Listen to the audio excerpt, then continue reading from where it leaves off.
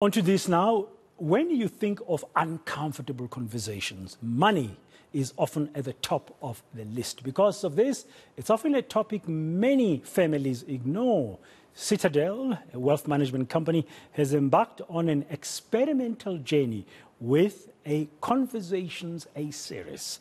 It unpacks discussions about creating true wealth in the face of societal pressures, something like generational wealth. Well, how do you do this? Let's unpack it now with advisory partner at Citadel, Kirsten Smit, joining us now this afternoon from Cape Town. Kirsten, good afternoon. Welcome to today, and thank you very much for your time. It's really hard to have a candid conversation about money around the table. I guess even harder nowadays with all kinds of financial pressures that families are facing under the current stagnant economy.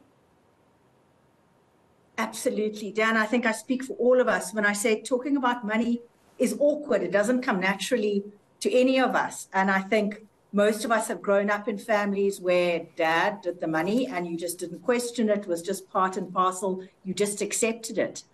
And I think through this campaign that Citadel's running, what we really wanted to do is first create awareness around the fact that it's quite natural. Most families feel like this, that it is an awkward space for the majority of us.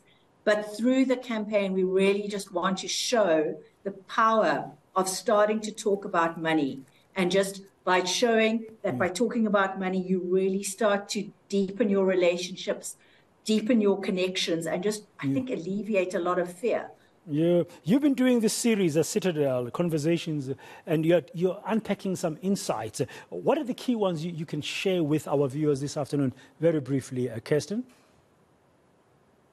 So I think first and foremost, just from a family-like kind of perspective, I think what often becomes a trigger is when you have children. I think that becomes a starting point, which makes you suddenly realize, oh my goodness, I've got to look after this being for like the next 20 plus years. I'm going to be financially responsible for this dependent. Plus, I've got my own retirement to look after. So just in terms of some tips and to-dos, I'd say first and foremost, have a plan in place.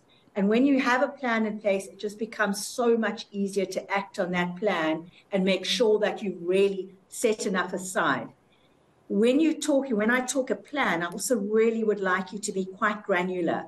So it's saying, right, in terms of when I sit down with my clients, I go all the way back to starting point and I say, right, what is it going to cost for your kid to go to play school?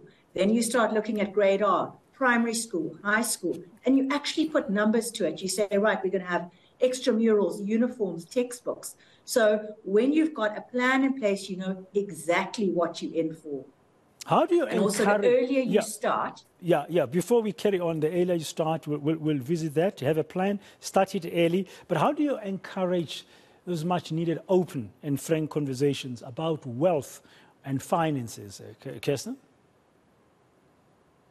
I think it's really just by starting. So, for example, with children, what I often recommend is just starting to have a money conversation with them early when they're young, introduce them to the concepts of money. So, I mean, right now, often if I pop into a shop, I'm paying with my phone and the kids see me doing that and the whole concept of money becomes quite vague to them. So you've really got to actually start talking about it, bringing it into conversation, teaching them that money is an opportunity cost. It's a choice you make. If you choose the lunch bar, you can't have the Super Cs because you've only got 20 Rand to spend.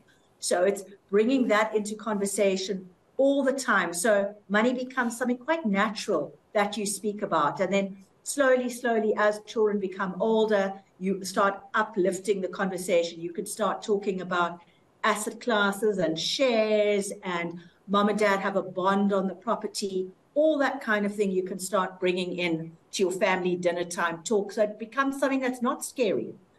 And then that's the lower generation. And then it's often trickier with your parents because they tend to be more conservative and fearful, like around money, and they don't want you to worry about it.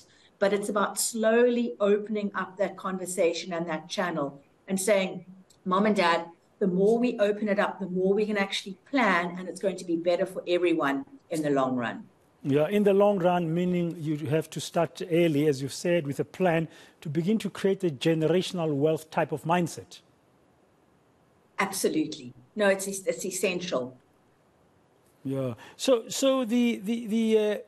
in today's world, as you said, once a child is born, you have to think about their education, but you also have to think about the family's financial security. You have to plan for that, but also your personal independence. I mean, many of us, according to stats in South Africa today, can ill afford to retire.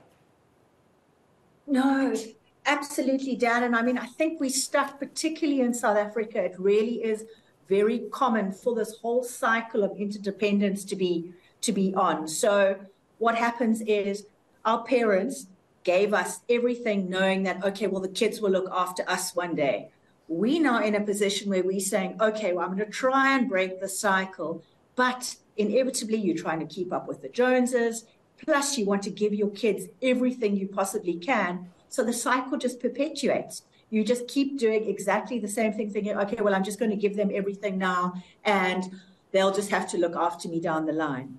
And for us to break the cycle, we have to be deliberate. We have to, it's up to us as a generation now to say, right, we can't carry on like this. We have to draw a line in the sand and say there are limits to what we can spend, there are choices we have to make, plus we've got to set aside for our own retirement so that our children can move forward without having to look after us and actually break this whole cycle. Yeah, and I think that's critical because I'm sure you as Citadel, you'll know this, and through these conversations that you are having as you're uncovering all of these insights, that we live in a consumer-driven economy where instant gratification is one of the key factors, and wealth is often equated with personal worth. Absolutely. And it becomes you often get stuck, and we see it so often where clients get stuck in a lifestyle trap and it becomes really hard to leave that. The way you live becomes habitual. So you've really got to be quite deliberate in terms of saying, right, we're going to make some calls here and slowly start moving into more of a savings mindset as opposed to what comes in goes straight out all the time. Yeah. Are you continuing with your series at Citadel, or is it over? No, it's carrying on. So there'll be a series showcasing different kind of scenarios. So there'll be a sibling series talking parents and children and the like, looking at different kind of situations that come out when you're talking about money. Yeah, okay. Just as we conclude very quickly, Kirsten, you said start planning early, have those open conversations, start somewhere, have a plan in place. Is there anything else you might have missed as we conclude as advice that you'd give to anybody listening to us based on what you've uncovered in your conversations? I think it's always about life happens, and I think you need to know that you have to have a contingency plan in place. You've always got to be thinking, and it's a horrible thing to think about, but it's about thinking, what happens if I suddenly can't provide for my family tomorrow? What does that situation look like? And then that talks to the fact that you have to have a contingency kind of cash account available, like an emergency slush fund. Plus, you've got to then talk about things like potentially having risk cover in place to cover things like debt if you had to pass away, and being able to cover for further expenses down the line for your family if you suddenly couldn't provide for them. Thank you very much. Kirsten Smit, a partner, advisory partner rather, at wealth management company Citadel. They are busy with some conversations and they are discovering a lot. I mean, it's a very tough time for everybody. Now, the